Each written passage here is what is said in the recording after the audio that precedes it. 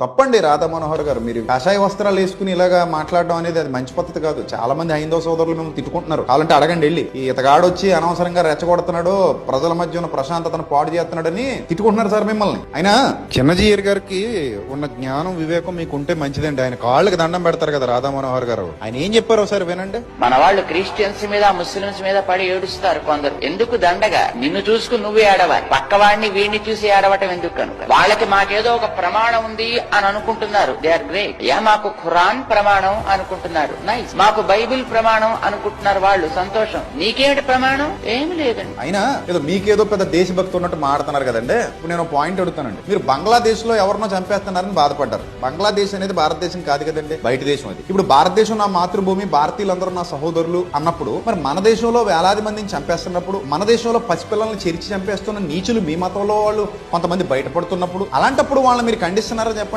ఖండించరు, అస్సలు ఖండించరు. మీరు, మీకు అవసరం లేదు. అది మన మతంలో ఉన్నోళ్లే కదండి. కోట్లు దోచేసి స్విచ్ బ్యాంక్ లో దాచేశారు. తెల్లోడు పోయిన తర్వాత తిన్నదంతా తినేసి ఆ బ్రిటిష్ వాడి దేశాన్ని వదిలిపోయిన తర్వాత మన దేశాన్ని నిండా నాకేసింది ఎవరండి? మన నల్లోళ్ళు కాదా? వాళ్ళు మన మతంలో వాళ్ళు కాదా? ఏందండి అసలు మీకు అసలు జ్ఞానం ఉంది మాట్లాడుతున్నారా, వివేకం ఉండి మాట్లాడుతున్నారా, ఏం మాట్లాడుతున్నారో? రాధా మనోహర్ గారు, ఒకసారి ఆలోచించి మాట్లాడండి. దేశానికి పనికొచ్చే విధంగా చైతన్యవంతంగా ప్రజల్లో ఏదైనా మార్పు తీసుకురండి. నేను మిమ్మల్ని అడిగేది అదే, మిమ్మల్ని కోరుకునేది అదే.